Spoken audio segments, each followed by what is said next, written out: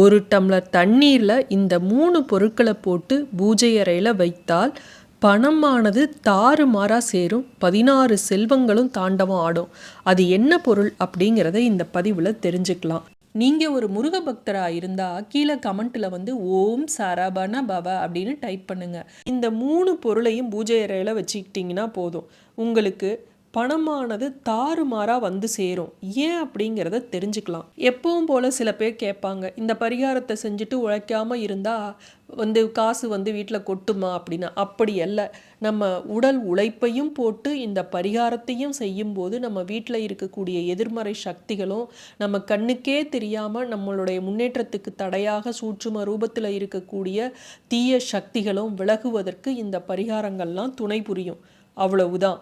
நம்ம இதை செய்யும்போது நமக்கு பணமானது பல வழிகளில் வரும். உலகம் முழுவதும் பார்த்திங்கன்னா கோடிக்கணக்கான மக்கள் முருகபெருமானை வணங்கி வர்றாங்க.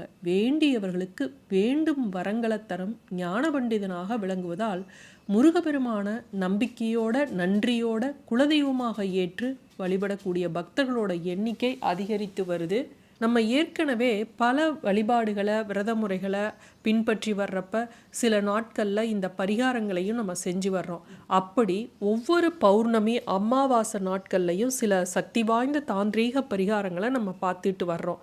அந்த வகையில் இந்த பரிகாரத்தை நீங்கள் செஞ்சு பாருங்களேன். 3 பொருட்கள் தான், ஒன்றும் செலவே இல்லை. ஆனால் இந்த பரிகாரத்தை நீங்கள் செய்யறதன் மூலமாக முருகனோட அதீத சக்தியை நீங்கள் பெற முடியும். வீட்டில் வந்து முருகன் சிலை இருந்தாலும் சரி, படம் இருந்தாலும் சரி, இந்த 3 பொருட்களை வைத்து நீங்கள் இந்த பரிகாரத்தை செஞ்சு பாருங்கள். எந்த நேரத்தில் செய்யணும் அப்படிங்கிறது முக்கியம். அதே போல் நான் எதனால் இந்த பொருட்களை சேர்க்க சொல்கிறேன் அப்படிங்கிற காரணமும் உங்களுக்கு புரியணும் அப்படின்னா வீடியோவை ஸ்கிப் பண்ணாமல் பார்த்தீங்கன்னா தான் உங்களுக்கு நான் சொல்லக்கூடிய தகவல் புரியும். வீடியோ பிடிச்சிருந்ததுன்னா மறக்காமல் லைக் பண்ணுங்கள், உங்கள் ஃப்ரெண்ட்ஸ்க்கெல்லாம் ஷேர் பண்ணுங்கள். புதுசாக பார்க்குறவங்க சப்ஸ்கிரைப் செய்ய மறந்துடாதீங்க. இப்போ பதிவை பார்க்கலாம்.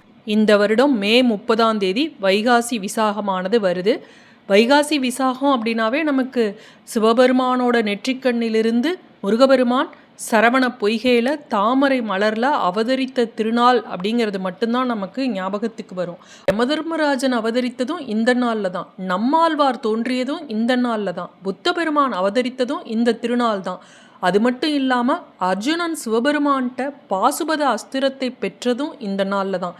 இவ்வளவு மகிமை வாய்ந்த இந்த நாளை நம்ம தவறவிடக்கூடாது. முருகபெருமானுக்கு இந்த நாளில் செந்நிற மலர்களான அரளிப்பூ, செம்பருத்தி, வெற்றிப்பூ, பன்னீர் ரோஜா இது மாதிரியான மலர்களை வைத்து நீங்கள் அலங்காரம் பண்ணுங்க, அர்ச்சனைக்கு வாங்கி கொடுங்க. கோவிலில் இன்றைய தினம் கட்டாயமாக பால், பழம், பன்னீர் உங்களால் என்ன முடியுதோ ஒரு பேக்கெட் சந்தனம் வாங்கி கொடுத்தீங்கன்னா கூட போதும். இதை வாங்கி கொடுங்க. கந்த சஷ்டி கவசம், கந்தர் அலங்காரம், கந்தர் அனுபூதி, கந்த குரு கவசம், திருப்புகழ் இது மாதிரி உங்களுக்கு எது தெரியுதோ அதை பாராயணம் செய்யுங்க. இது மாதிரி எனக்கு எதுவும் சொல்ல தெரியாது, மந்திரங்களும் பதிகங்களும் எதுவுமே தெரியலையே அப்படின்னு மனம் வருந்த வேண்டாம். எதுவும் தெரியல அப்படின்னா ஓம் அப்படிங்கிற பிரணவ மந்திரத்தையும் ஓம் சரவண பவ அப்படிங்கிற 6 எழுத்து மந்திரத்தையும் சொன்னீங்க அப்படின்னாவே போதும்.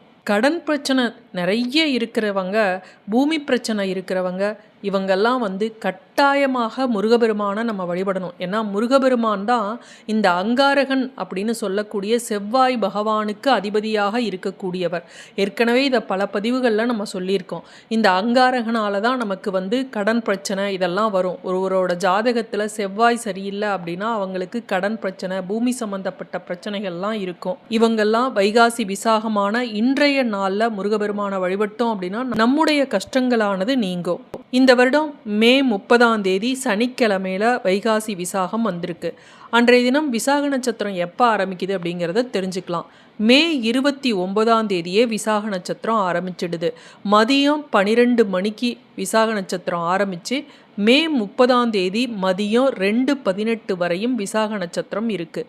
பௌர்ணமி திதியானது மே 30ஆம் தேதி ஆரம்பித்து மே 31ஆம் தேதி வரையும் பௌர்ணமி திதி இருக்குது. சிவபெருமான் கோவிலில், முருகபெருமான் கோவிலில், எந்த கோவிலில் நீங்கள் கிரிவலம் போனாலும் சரி, இன்றைய தினம் மே 30ஆம் தேதி தான் நீங்கள் ஈவினிங் கிரிவலம் போகணும். மே 30ஆம் தேதி ராகு காலம் எப்போ அப்படின்னு பார்த்தீங்கன்னா காலையிலேயே 9 to 10:30. யமகண்டம் எப்போ அப்படின்னா மதியம் 1:30 இருந்து 3 மணி வரையும் இருக்குது. இந்த பரிகாரத்தை நீங்கள் எப்போ செய்யணும் அப்படின்னா இந்த ராகு காலம் யமகண்டம் அந்த நேரத்தை தவிர்த்து எப்போ வேண்டுமானாலும் இந்த பொருட்களை சேர்த்து நீங்கள் முருகபெருமான் காலடியில் வைக்கலாம். இந்த நாளில் பார்த்தீங்கன்னா நேத்திரம் அப்படிங்கிறதும் இன்று முழுவதும் 2 கண், ஜீவன் அப்படிங்கிறதும் இன்று முழுவதும் முழு வாழ்க்கை. இது மிக மிக சிறப்பு வாய்ந்த நாள். அதனால் இந்த நாளை தவற விட்டுடாதீங்க. இப்போ எப்படி இந்த பரிகாரத்தை செய்கிறதுன்னு பார்க்கலாம். இப்போ இதுக்கு என்னென்ன பொருள் தேவை அப்படிங்கிறத பார்க்கலாம். இதுக்கு மிக முக்கியமான ஒரு பொருள் தண்ணி ஒரு டம்ளரில் எடுத்து வச்சுக்கோங்க. அடுத்தது சந்தனம். சந்தனம் அப்படிங்கிறது வீட்டில் மகாலட்சுமி வாசம் செய்யக்கூடிய ஒரு பொருள். வீட்டில் குறைவில்லாது இருக்கக்கூடிய பூஜை அறையில் இருக்க வேண்டிய பொருள் அப்படின்னு பார்த்தீங்கன்னா சந்தனம். இந்த சந்தனம் பாருங்கள் எல்லா தெய்வங்களுக்கும் உகந்தது. சந்தன காப்பு எல்லா சாமிக்கும் வைப்பாங்க.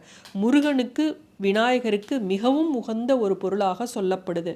இந்த சந்தனம் அப்படிங்கிறது சகல சௌபாகியங்களையும் நமக்கு தரக்கூடிய ஒரு பொருள். அடுத்தது பன்னீர். பன்னீர் பார்த்திங்கன்னா அபிஷேக பொருளாக பயன்படுவது.